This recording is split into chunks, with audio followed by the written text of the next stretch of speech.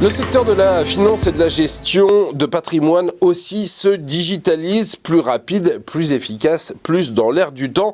Néanmoins, le tout digital, quand on parle d'argent, eh bien, ça a ses limites. L'entreprise que l'on va recevoir maintenant a décidé de mêler la technologie et le savoir-faire humain pour gérer le patrimoine de ses clients. Comment cela fonctionne? Eh bien, on vous explique tout de suite dans Demain Entreprendre. Et je reçois Charlotte Tamer, bonjour. Bonjour. Vous êtes directrice conseil de Yomoni, société de gestion de patrimoine et de portefeuille, qui met un très fort accent sur le digital. L'idée, c'est quoi? C'est de diminuer au maximum, on va dire, toute la paperasse qui est obligatoire quand on est client d'une société comme la vôtre. Alors, effectivement, on est la première société de gestion de portefeuille entièrement digitalisée sur la place française à ce jour.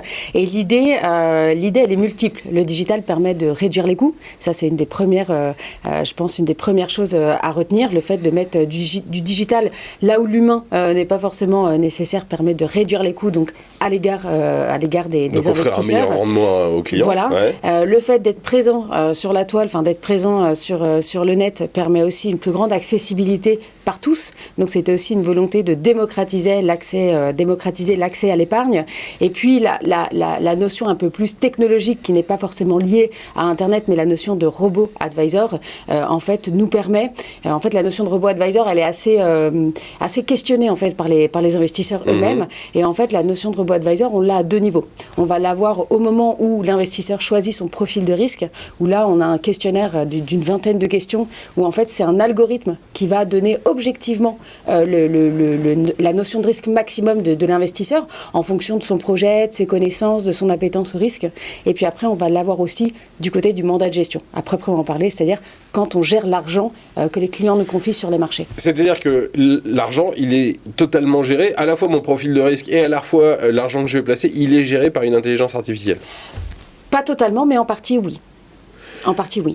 Dans quoi ils sont investis les fonds que vos clients vous confient? Alors les mandats, en fait, nous on propose que de la gestion déléguée, de la gestion mandatée. Donc c'est un contrat entre l'investisseur, donc vous investisseur qui décidez d'investir demain, et Yomoni. Et donc l'investisseur choisit un niveau de risque et la société exécute. C'est-à-dire qu'à l'intérieur, quand la société décide qu'il faut plus aller sur tel ou tel secteur d'activité, tant qu'elle respecte le niveau de risque choisi par l'investisseur, il le voit dans son rapport de gestion, mais on ne lui demande pas son avis pour effectuer des arbitrages. Mais vous utilisez tous les véhicules d'investissement, que ce soit des actions, des obligations, de l'immobilier? Alors, on fait 100% de mandats de gestion qui reposent 100% sur ce qu'on appelle les ETF, Exchange Traded Funds, qui sont en fait les fonds indiciels. C'est ce qui nous permet de baisser drastiquement les coûts par rapport à la moyenne du marché, très clairement. Et donc, les ETF, les trackers, vous les trouvez dans tous les secteurs. Il n'y a pas de secteur, vous avez de l'action, de l'obligation, de l'immobilier, de la dette, des options. Vous avez vraiment toutes les classes d'actifs qui sont actionnables à travers les ETF. Voilà. Les ETF, ce sont donc des produits dérivés des marchés. Ce sont des fonds, les ETF, ça ressemble à, vous savez, ces gros camemberts qu'on met dans l'assurance vie. Eh bien, l'ETF, on ne l'imagine pas de cette manière-là, mais c'est pareil, c'est un fonds commun de placement, sauf que son but, c'est de reproduire un indice financier. C'est la philosophie d'investissement derrière et le coût qui vont être très différents, mais ça reste un fonds commun de placement. Tout à l'heure, vous disiez que vous vouliez démocratiser l'épargne. Est-ce que ça s'adresse vraiment à tous les types d'investisseurs ou est-ce qu'il faut vraiment être un investisseur averti pour commencer? Absolument pas. L'investissement en ETF, en mandat de gestion 100% investi en ETF, et à ce jour, compte tenu de la réglementation, des conditions d'accès au marché pour les personnes, pour les particuliers, ce qu'on appelle le retail aujourd'hui, mais nous en faisons également partie, c'est la seule manière aujourd'hui, c'est l'une des rares manières de générer de la plus-value sur la durée.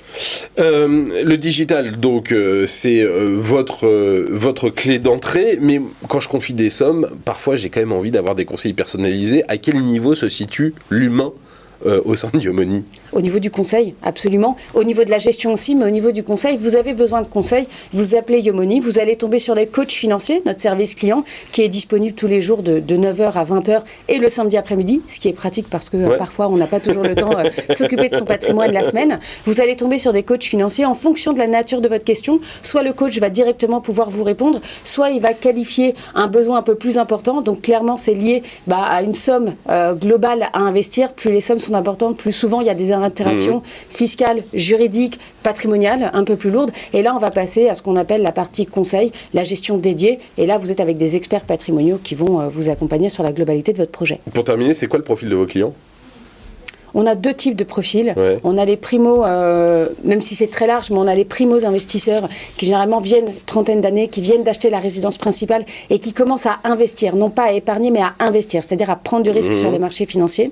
Donc on a ces personnes-là. Et puis on a les investisseurs aguerris qui ont plutôt une cinquantaine d'années, voire un petit peu plus, qui ont déjà essuyé quelques banques privées, quelques CGP sur la place et qui remettent en question le modèle parce que beaucoup de frais, pas assez de rentabilité et donc qui viennent tenter l'expérience gestion ETF, gestion sous mandat. Et ben voilà, ça s'appelle Yomoni. Merci beaucoup Charlotte Tamer d'être venue aujourd'hui sur le plateau de Demain Entreprendre. Restez avec nous sur Demain TV. Tout de suite, on reçoit un ou une nouvelle invitée.